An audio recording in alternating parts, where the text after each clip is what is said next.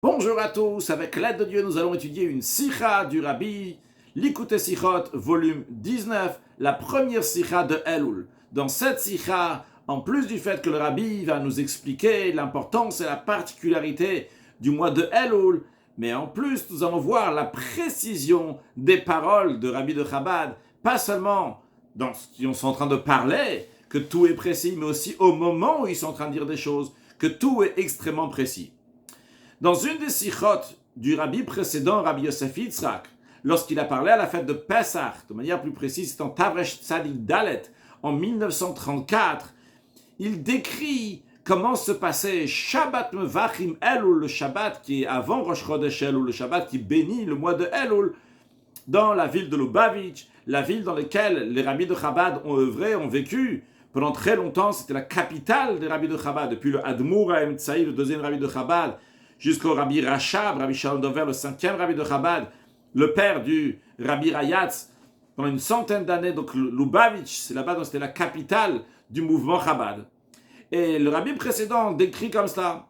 Il dit Shabbat Mevachim, le mois de Elul, quand on était à Lubavitch, bien qu'en général, c'était encore un jour dans lequel il y avait le rayon du soleil, il y avait la lumière du soleil, mais l'atmosphère avait déjà changé. On ressentait déjà l'odeur de Elul et il y avait déjà un vent de Teshuvah. Le rabbi nous dit, toutes les paroles de Rabbi de Chabad sont extrêmement précises dans tous les détails. Donc les 4 expressions que le rabbi précédent emploie pour décrire le Shabbat qui bénit le mois de Elul. 1, qu'il y avait la lumière du soleil qui brillait encore. De 2, que l'atmosphère avait changé. De 3, qu'il y avait une odeur de Elul. Et 4, qu'il y avait un vent de Teshuvah. Tout ça, c'est pas juste poétique. Tout ça est extrêmement précis. Ce sont 4 expressions qui expriment le sens de Shabbat qui bénit le mois de Elul. Encore plus que cela, les paroles des rabbis de Chabad, non seulement qui sont précis, le sens, le contenu de ce qu'ils disent, mais aussi le moment où ils disent ça. Chaque chose est dit à un moment qui correspond, bien que le flux, l'influence de ce qu'ils disent vont continuer aussi même après, comme c'est expliqué dans plusieurs endroits. Et vu que le rabbi précédent, il a décrit le Shabbat qui bénit le mois de Elul, dernier mois de l'année, 12e mois de l'année, quand est-ce qu'il en a parlé à la fête de Pessah? Quand on est quelques mois avant, on est dans le mois de Nissan, à la fête de Pessah. On comprend qu'il y a un lien entre les deux moments. Il y a un lien entre la fête de Pessah et le mois de Elul. Mais le rabbi dit, a priori, c'est tout à fait incompréhensible. Ces deux moments-là, le mois de Nissan, quand il y a la fête de Pessah, et Elul, sont contradictoires. Ce n'est pas du tout le même sens, ils n'ont pas du tout le même contenu, ils sont même un paradoxe. Pessah, il y a un flux divin, il y a une hashpa, une amshacha, qui vient du haut vers le bas. Comme c'est expliqué dans la Chassidoute, qu'il y a 2 versets dans le Shir HaShirim, dans le Cantique des Cantiques, un verset qui dit « Dodili va anilo » mon bien-aimé est vers moi, et moi vers mon bien-aimé. Tout le Shir HaShirim, le Cantique des Cantiques, c'est une relation entre l'homme et la femme, l'homme qui est Dieu et la femme qui est le peuple juif. Et quand on dit mon bien-aimé à moi, et moi mon bien-aimé, c'est-à-dire que d'abord il y a Dieu vers moi, et après moi vers Dieu. C'est-à-dire que d'abord il y a l'éveil du haut, il y a d'abord Hachem qui vient, qui se dévoile, et après nous, on va faire notre pas pour aller vers Hachem. Comme c'est connu qu'à la sortie d'Égypte, le peuple juif n'a pas atteint la sortie d'Égypte par leur propre travail, et bien au contraire, avant la sortie d'Égypte, ils étaient dans une situation, comme c'est décrit dans le Midrash, qu'il a été dit, les Égyptiens sont idolâtres, et le peuple juif, etc. Donc il n'y a pas de différence entre les deux, ce n'était pas par leur travail, mais tout ça c'était par l'éveil du haut, c'était le Dodili, c'est Hachem qui s'est dévoilé envers le peuple juif. Et comme le rabbi, il insiste plus donc dans la note 5, que non seulement que le dévoilement de la sortie d'Égypte, c'était un dévoilement donc, qui est des birvodo be'atzmo, que Dieu lui-même s'est révélé, et c'est quand on dit Dieu lui-même se révèle, donc c'est pas quelque chose qui est lié avec le travail de l'être humain, parce que le travail de l'être humain ne peut pas arriver à atteindre, à éveiller un si grand niveau. Mais encore plus que ça, chez le peuple juif, il y avait pas un travail, comme on vient de dire que les Égyptiens étaient idolâtres et les Juifs, etc. Et dans la note 7, le rabbi nous dit, bien que nos sages disent que par le mérite, par le salaire, qu'ils avaient la émouna, la foi en Dieu, ils ont été délivrés d'Égypte, eh bien, le rabbi dit, ça c'est pas un travail de soi-même, la émouna, la foi que le juif il a, c'est Yerusha lanu mavotenu, comme l'Admour Azaken dit dans le Tanya, c'est un héritage de nos ancêtres, d'Avraham, Yitzhak et Yaakov, c'est-à-dire un héritage dans lequel la personne n'a pas fait d'effort, elle le reçoit en héritage.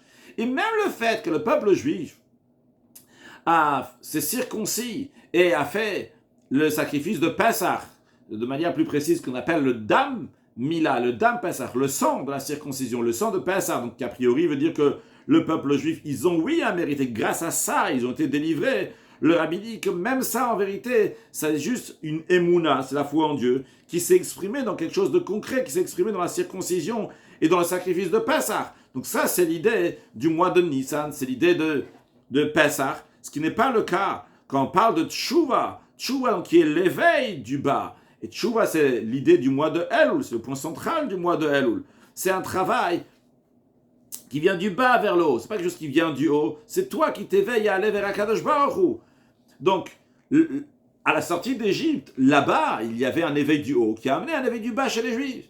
Ça, c'est un verset dans le Cantique des Cantiques. En revanche, il y a un autre verset dans le Cantique des Cantiques qui dit « Ani les dodi vedodi » moi je suis vers mon bien-aimé et mon bien-aimé vers moi. Ce qui souligne que d'abord « Ani les dodi » moi je vais vers mon bien-aimé et après mon bien-aimé vient vers moi. Et « Ani les dodi vedodi li » ces 4 premières lettres de ces 4 mots, eh bien c'est Elul, Aleph, Lamed, Vav, Lamed. Ani, Ledodi, Vedodili, je suis à mon bien-aimé. D'abord, il y a la Itarut Adiletata, il y a l'éveil du bas, et après seulement, il y a l'éveil du haut. Donc, qu'est-ce qu'on voit de là? On voit que le travail de Pessah et le travail de Elul sont tout à fait différents. L'un, c'est du haut vers le bas, à Pessah, au mois de Nissan.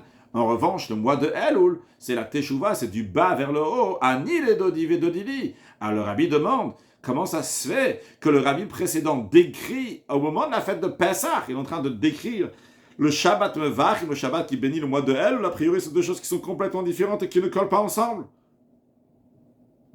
C'est Yves Bet, le rabbi nous dit l'explication est la suivante.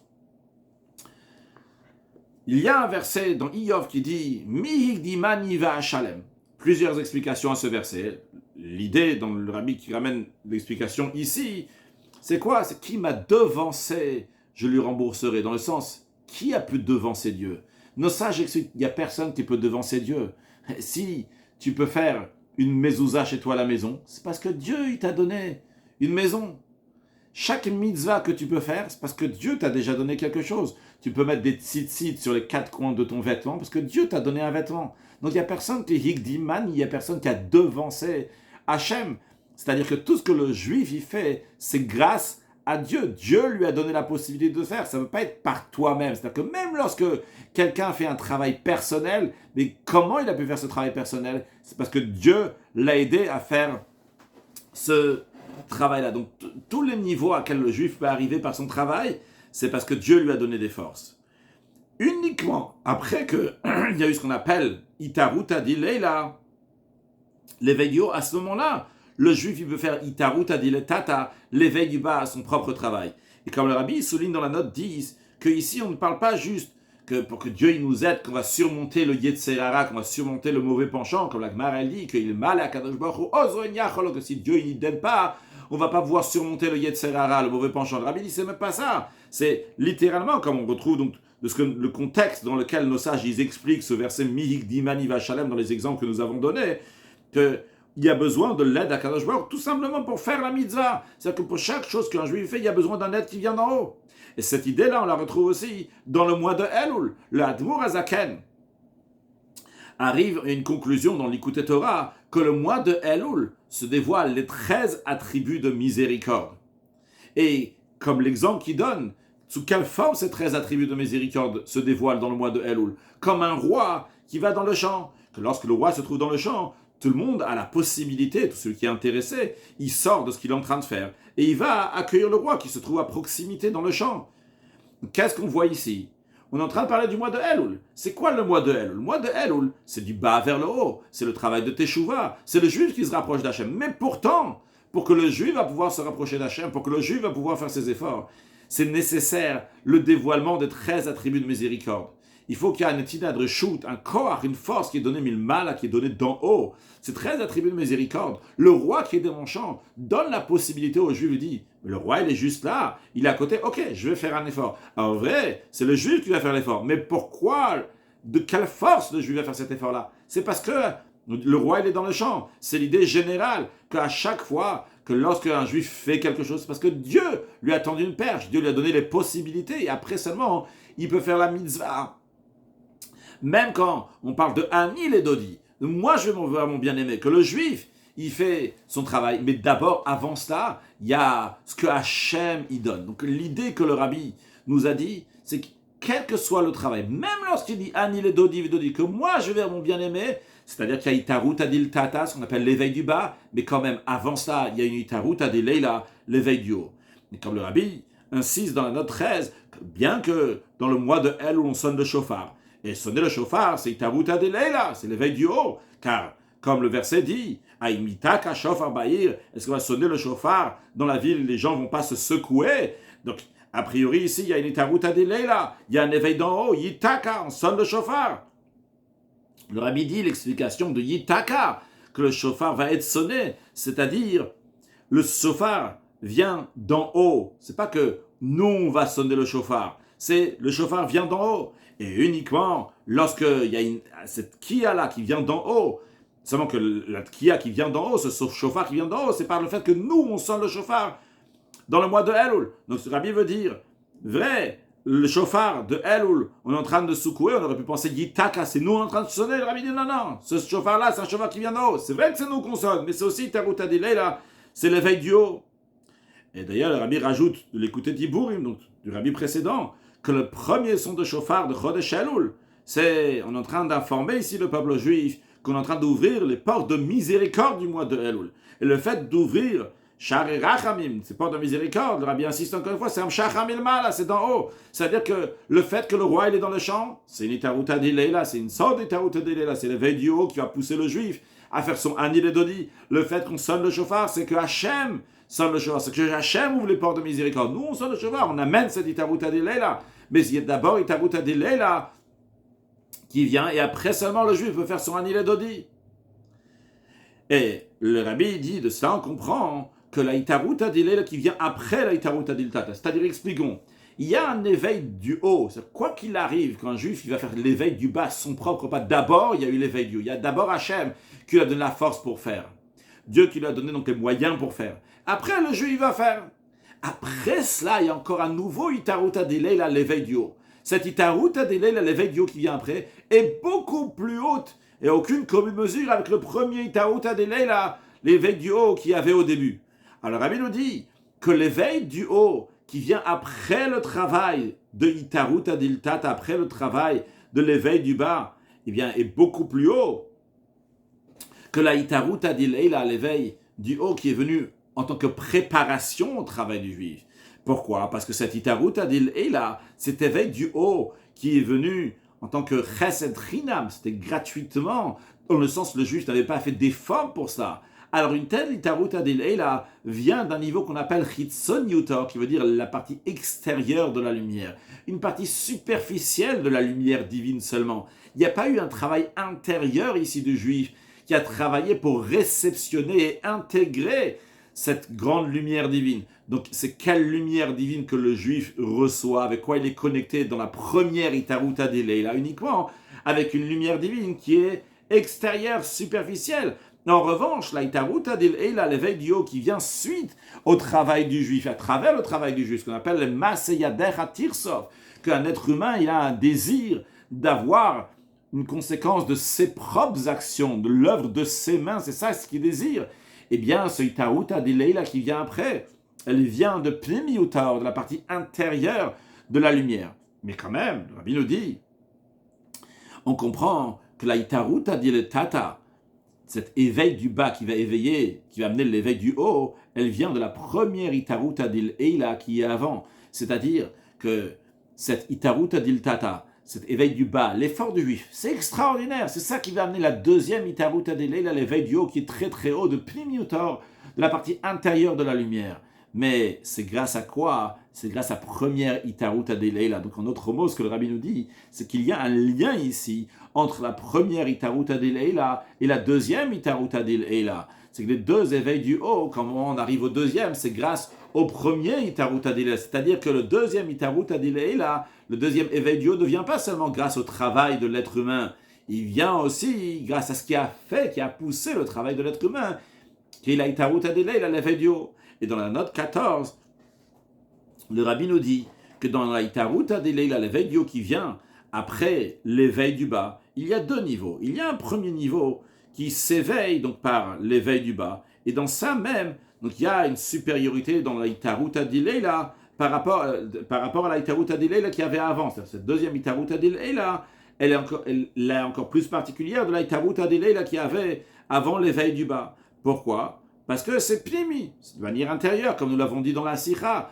que quand quelqu'un il a travaillé, il a fait Itaruta Diletata, l'éveil du bas, après la Itaruta Dilela qui vient, elle est pnimi, elle est intérieure, contrairement à celle de la première qui était seulement Chitsoni, qui était extérieure, superficielle. Mais le rabbi nous dit, dans ça même, dans la deuxième Itaruta Dilela, vrai que c'est un or qui est pnimi, une lumière qui est intérieure, qui s'intériorise, qui s'intègre, et qui, donc, pas juste par rapport qui s'intègre ici-bas, mais qu'elle vient d'un niveau donc intérieur là-haut. Le rabbi nous dit, dans cette pnimiut même, dans cette partie intérieure même, il y a la partie inférieure et une partie supérieure. Et une manière de voir les choses, une manière des choses qui peuvent se passer, c'est que dans la Itaruta de Leila qui vient après l'éveil du bas, eh bien, il y a une Itaruta de Leila qui vient, et ça vient donc de pnimiuta, de la partie intérieure de la lumière, mais dans ça même uniquement, la partie qui est tartonne, la partie inférieure. Qu'est-ce que ça veut dire si on dit que c'est de la partie inférieure, cette pnimiuta, de cette lumière qui est intérieure, c'est que la Itaruta Diletata, l'éveil du bas, a pu toucher, a pu arriver, éveiller cette Itaruta Dilela, l'éveil du haut. Il y a un certain lien finalement entre ce deuxième Itaruta Dilela, l'éveil du haut, avec le Itaruta Diletata. Ils sont rattachés. La Itaruta Diletata, l'éveil du bas, le travail du juif, a pu éveiller, toucher, faire quelque chose dans la Itaruta Dilela, qui va y avoir cette lumière-là, ce Primiuta Or, cette lumière qui va venir, mais c'est uniquement tartonne à la partie inférieure. Puis le rabbi nous dit, toujours dans la note 14, qu'il y a une deuxième manière dans les Taruta de Leila, l'éveil du haut qui vient après l'éveil du bas. C'est une lumière, donc un éveil du haut qui vient de lui-même, après ça. C'est-à-dire, c'est pas que la Itaruta de l'Etat, l'éveil du bas, a pu toucher, a pu éveiller la Itaruta de Leila, l'éveil du haut. Mais c'est que il y avait besoin que le Tarton, ici-bas, il va être parfait, qui va faire ce qu'il doit faire. Une fois qu'il a fait ce qu'il doit faire, eh bien à ce moment-là, ce niveau qui est supérieur peut venir. Le niveau supérieur ne dépend pas de la Itaruta Diletata, c'est que la Itaruta Diletata, l'éveil du bas, va influencer cette lumière divine, cette Itaruta Dilela à venir. Mais c'est une Itaruta Dilela qui peut se dévoiler uniquement si tout est shalem, tout est parfait comme il se doit ici-bas. Et lorsque le juif a fait ce que lui devait faire, eh bien à ce moment-là, cette lumière divine peut se révéler. Mais c'est pas que la Itaruta Diletata peut toucher, peut atteindre ce niveau-là. C'est une Itaruta Dilela pure à 100%. Pourquoi elle n'est pas venue avant? Pourquoi elle vient seulement en deuxième étape? Uniquement lorsque le juif il a fait ce que lui devait faire. À ce moment-là, ce deuxième Itaruta Dilela, ce haut niveau, peut se dévoiler. Cette Itaruta Dilela, elle aussi, elle vient de Pnimiuta, de la partie intérieure de la lumière. Mais le rabbi nous dit, c'est partie donc de la partie intérieure, donc la partie supérieure. C'est-à-dire que dans la partie intérieure de la lumière, donc qui est plus profonde, il y a la partie qui est inférieure et une partie qui est supérieure. Donc il y a une manière, c'est que la Itaruta de Tata, l'éveil du bas, va faire Itaruta de Leila, c'est-à-dire qu'il va toucher la lumière de Itaruta de Leila, la deuxième, grâce au travail du bas. Mais si le Itaruta de Tata a touché le Itaruta de Leila, cette lumière profonde, cette lumière intérieure, c'est qu'il a touché uniquement la partie inférieure de cette lumière intérieure, de cette lumière profonde. En revanche, il y a une deuxième manière que la Itaruta de Leila vient après la Itaruta de Tata. Pourquoi? Non pas parce que la Itaruta de Tata a touché, a atteint la Itaruta de Leila, cette lumière profonde et intérieure. Mais c'est tout simplement que Itaruta de Leila, elle est venue. Pourquoi elle est venue uniquement maintenant, une fois que le juif il a fait Itaruta de Tata, il a fait son travail? C'est parce que lorsque l'endroit il était parfait, il y avait un Atar Shlim, un endroit donc, qui était Shalem, qui était entier comme il faut. Le Maase Atartonim, donc il était Bishlemut, il était comme il se devait, bien à ce moment-là. Il y a cette grande lumière divine qui vient. Maintenant, la question qui pourrait se poser, donc, qu'est-ce qui se passe dans le mois de Elul?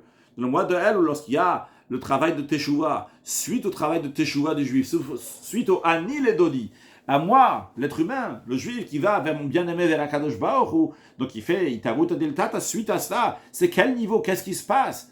C'est quel niveau de Itarut Adelela qui vient? La réponse de Rabbi nous dit, c'est le deuxième niveau. C'est un niveau donc qui vient très très haut, comme on en parlera un peu donc dans Seif Dalet. On sera expliqué dans Seif Dalet. Continuons pour l'instant toujours dans Seif Bet. Le Rabbi nous dit, bien que la force pour Ani les Dodi, c'est un dévoilement des 13 attributs de miséricorde, qui est dans le mois de Elul. Donc, il y a une Itaruta d'Il Eila, qui est dans le mois de Elul. Encore une fois, Elul, c'est le travail du bas. Mais il y a l'éveil du haut, donc qui se passe dans le mois de Elul, vu qu'il y a, il y a le Melech Bassad et le roi qui est dans le champ, les 13 attributs de miséricorde. Mais le Rabbi nous dit quand même, vu que chaque chose a son temps particulier, et c'est quand le moment de Itaruta d'Il Eila, du veille du haut, de manière générale, ou le central de tout le Itaruta d'Il Eila, des vidéos qu'il va y avoir dans l'année, c'est quand ça Pessah, comme nous l'avons dit avant. Donc, par rapport au mois de Elul, le mois de Elul en lui-même, son travail, c'est le travail du bas vers le haut. Mais à Pessah, le mois de Nissan, c'est le travail du haut vers le bas, la Itaruta d'Il Eila. Et c'est la raison pour laquelle qu'il est dans de même pour la mini Itaruta d'Il Eila qu'il y a à Elul. D'où vient cette Itaruta d'Il Eila, cet éveil du haut, le fait que le roi il est dans le champ, le fait qu'il y ait 13 attributs de miséricorde dans le mois de Elul. D'où ça vient? C'est quoi la source, la centrale de tous les Itaruta d'Il Eila, tous les vidéos, c'est à Pessah. Donc le Rabbi nous dit, ça veut dire que Pessah, c'est un moment de Itaruta d'Il Eila de manière générale, et de cela, après, on va voir tous les hashpaot, tous les flux du vin, pour chaque chose à son moment. Ce qui inclut aussi donc les 13 attributs de miséricorde qui est dans le mois de Elul. Donc si on revoit les mots que le Rabbi nous a dit au début de la Sikha, le Rabbi nous disait que chaque chose a été dit au moment où il faut, au moment qui correspond, bien que le flux doit arriver même après, il va avoir son influence au moment venu, mais ça doit être dit à un certain moment. Mais maintenant on comprend, le Rabbi nous dit, pourquoi le Rabbi précédent de cette Sikha à Pessah est intéressant. Dans la note 19, le Rabbi dit, la Sikha, il traduit, qu'est-ce que ça veut dire Sikha? Le Rabbi dit, que le chef de la génération amène quelque chose d'en haut, donc en parlant, en disant une sikha. Alors, le rabbi précédent a dit cette sikha, qui parle donc de Shabbat, qui bénit le mois de Elul. Dans Shabbat qui bénit le mois de Elul. Donc, ils sont déjà inclus dans ce Shabbat-là tous les sujets du mois. Car comme le rabbi nous dit dans la note 20, que Rosh Chodesh, il inclut tous les jours du mois. C'est pour ça qu'il a appelé Rosh Chodesh, la tête, la manière de la tête, il y a la vitalité pour tout le corps. La manière aussi dans Rosh Chodesh, il y a de la vitalité pour tous les jours du mois. Et le Shabbat qui bénit, il est béni en tant que Rosh Chodesh, c'est-à-dire en plus du Shabbat, en plus du fait que le Shabbat, que de chaque Shabbat, tous les jours de la semaine vont être bénis, mais en plus de ça, Shabbat Mevachim, il est béni en tant que Rosh Chodesh, le Shabbat Mevachim, il y a déjà dans tous les sujets du mois qui se trouvent ici, ce qui inclut aussi donc les 13 attributs de miséricorde. Donc c'est pour ça que le rabbi précédent, il parle à Pessah, donc de la Itaruta d'Il Eila qu'il va y avoir en Elul, parce que Pessah c'est la source de tous les Itaruta d'Il Eila, de tous les évédios. Et quand est-ce que commence cette Itaruta d'Il Eila du mois de Elul, cette mini Itaruta d'Il Eila, c'est pas la klali, la générale, mais celle qui est liée avec le mois de Elul pour que le juif va faire son travail. Ça commence déjà, pas seulement à Rosh Chodesh, mais le Shabbat qui bénit Rosh Chodesh.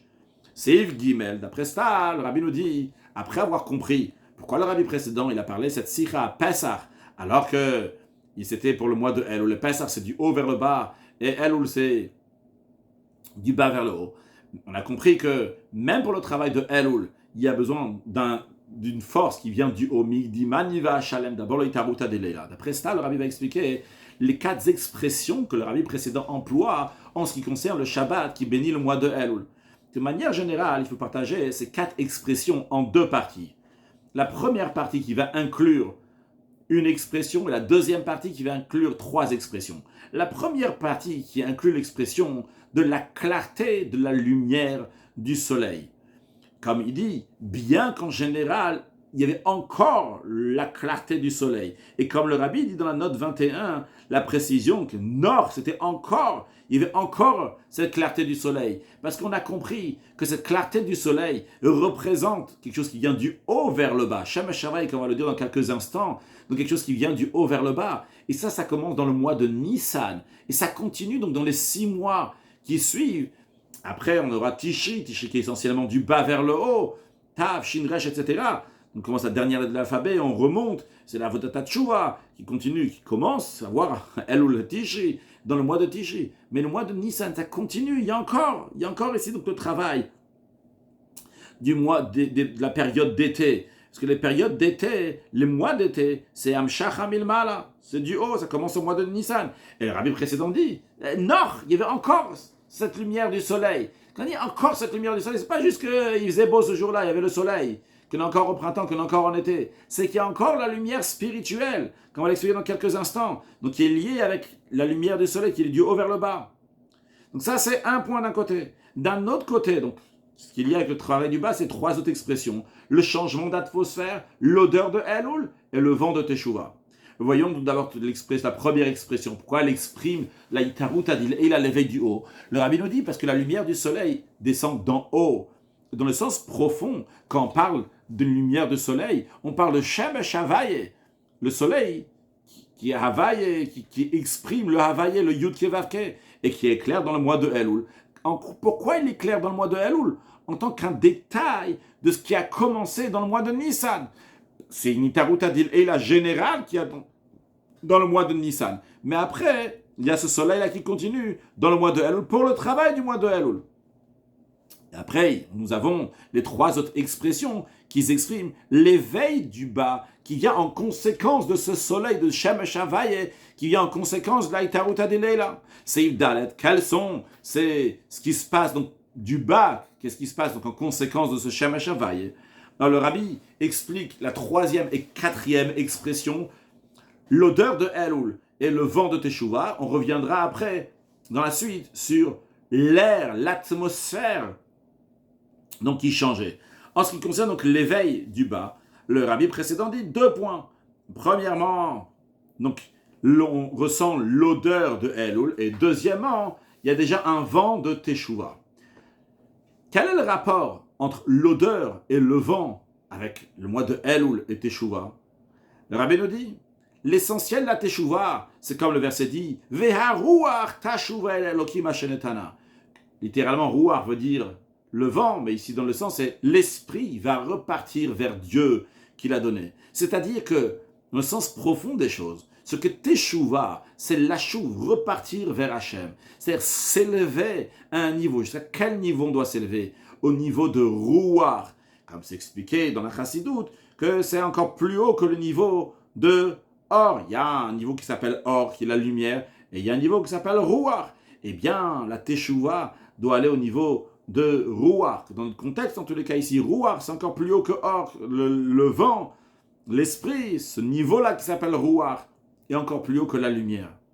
Et à ce moment-là, ça fait Tashuv el Elokim. Une fois que quelqu'un il arrive au Ruach, il arrive à ce niveau, eh bien, il peut arriver Tashuv el Elokim de repartir vers Hachem. Et c'est ça à quoi fait allusion le rabbi précédent dans l'expression de Ruach Teshuvah, d'un vent de Teshuvah. Parce que l'essentiel de la Teshuvah, et donc l'essentiel du mois de Elul, on parle d'un niveau de Ruach ici. Donc, un vent de Teshuvah, ça fait référence au niveau de Ruach, vers Ruach Tashuv el Elokim, qui est lié avec la Teshuvah. Ça, c'est le lien entre Ruach et Teshuvah. Quel est le lien avec Reach, l'odeur de Elul? L'essentiel du travail de Ani et Dodi dans le mois de Elul, c'est Avodat Teshuvah, c'est le travail de repartir vers Hachem. Et quand on fait ce travail comme il faut, on mérite Rucho shel Mashiach, on mérite à l'esprit du Mashiach. C'est l'expression que les sages emploient pour dire Ruach Elokim, Rucho shel Malach HaMashiach, l'esprit du Mashiach. Maintenant, comment on dévoile le Mashiach? Comment on sait si c'est lui le Mashiach ou pas? Dans la Gemara, basé sur le verset, dans la Gemara, on dit que Morar Vedain. On dit que on va voir que Mashiach, lui, c'est quelqu'un qui est morar, qui sent avec le flair, Vedain, et il va juger. C'est basé sur ce qui est écrit dans le verset, Veharicho beira tavaye, que Mashiach, il va avoir la possibilité de sentir la crainte de Dieu, voir ce flair-là de la crainte de Dieu. Eh bien, donc ça c'est le réach de Mashiach. Comment on sait si c'est lui Mashiach ou pas? Comment on dévoile que c'est Mashiach? C'est par le réach, c'est par l'odeur. Donc c'est Rabbi nous dit, le travail de Elul, c'est Ruach. Ruach dans quel sens? L'esprit, le vent de Teshuvah. À travers ça, on mérite Rucho shel Mashiach, à l'esprit du Mashiach. L'esprit du Mashiach, il est lié avec Réach, avec l'odeur. C'est comment on sait c'est qui Mashiach? C'est Morar Vedain, en voyant s'il est capable de juger au flair, juste de sentir la situation, et qu'il a la crainte de Dieu, comme le sage le dit. Donc ça, c'est les deux dernières expressions du rabbi précédent. Qu'est-ce qu'il en est avec la deuxième expression qui disait que l'atmosphère commençait à changer? Le rabbi nous dit, en tant que préparation, aussi bien au vent de Teshuvah, au rouar de Teshuvah, aussi bien à l'odeur de Elul. En tant qu'introduction à cela, le rabbi précédent dit, l'atmosphère commençait à changer. On peut dire, le climat commençait à changer. Qu'est-ce qu'il veut dire par là? C'est que dans les besoins de l'être humain, il y a plusieurs sortes de besoins. Chacun il a besoin d'une maison pour y habiter. Chacun a besoin de vêtements pour y habiter, pour s'habiller. Chacun a besoin de la nourriture pour se nourrir, de boissons. Il a besoin aussi d'air pour respirer. Et chaque chose qu'on a dit, il y en a un qui est plus important que l'autre. C'est-à-dire que les dernières choses qu'on a dit, ils sont les plus importants. Si on commence, un vêtement c'est plus important qu'une maison. Après, la nourriture, c'est plus important qu'un vêtement. Boire, c'est plus important que se nourrir. Et ce qui est le plus important, c'est l'air pour pouvoir respirer, l'atmosphère. Et c'est quelque chose qu'on a besoin constamment. Et sans ça, on ne peut pas vivre même un instant. Et comme le rabbi ramène dans la 32, bien qu'il est plus tard dans la 32, on peut dire maintenant que la raison qu'Hachem il a fait que l'air, on le trouve, on n'a pas besoin de payer pour l'air. Tu peux toujours respirer par toi-même sans payer, contrairement à la boisson, nourriture, il faut payer. Pourquoi Hachem veut que ce soit trouvable de partout? C'est parce qu'il est très très très nécessaire. On ne peut pas vivre sans ça même un instant. Alors Rabbi nous dit, vu qu'un homme a besoin donc d'air, et il respire à chaque instant, on comprend que l'utilité de l'air, de l'atmosphère, on le ressent toujours par chacun donc il ressent l'importance de cette atmosphère, l'atmosphère de l'air. Chacun il est lié avec l'air, on est obligé de la respirer. Eh bien, c'est ça le sens qu'on dit dans la Sira, que le précédent dit en ce qui concerne que le climat il a changé, que l'air il a changé, que l'atmosphère elle a changé. Vu que l'odeur de Elul et le vent de Teshuvah, on le ressent déjà dans l'air il a changé. On comprend qu'ils existent déjà dans l'air sans aucun effort. Le fait que le climat il a changé, c'est un climat du mois de Elul maintenant. Il y a un air du mois de Elul. Alors chacun, tout le monde, peut ressentir ce reyar et ce rouar. Vu que de base, ce qui est de base et ce qui est extrêmement nécessaire a déjà changé, eh bien, chacun peut le ressentir. Et c'est lié avec chacun, cette atmosphère de Elul. Il est déjà arrivé maintenant. En conséquence, il amène le fait qu'il y a un reyar, une odeur de Elul, qu'il y a un rouar de Teshuvah. Mais l'air, il est là. Et chacun peut être en contact avec cet air, vu que c'est quelque chose qui est nécessaire et tu en as besoin. Donc tu peux le ressentir, c'est pour chacun. Et ça fait vivre chacun l'air.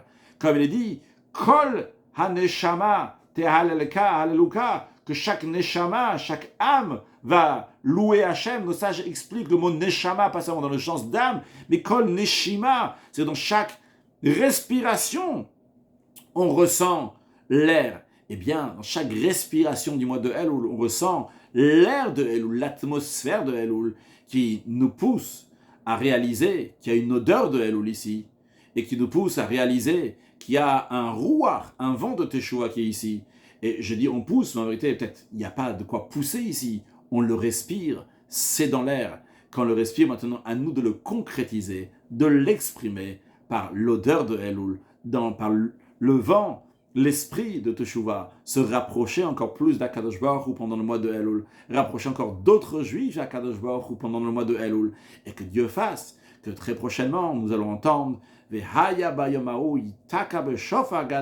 qu'on va entendre le grand shofar qui va sonner très prochainement avec la venue de Mashiach Now, Ktiva Vachatima Tova, Leshana Tova Meduka, une bonne et douce année pour tout le monde, matériellement, spirituellement, avec une longue vie, une excellente santé, beaucoup de joie, de bonheur, de prospérité, des enfants, réussite dans l'éducation des enfants, et l'essentiel de tout, la venue de Mashiach Now.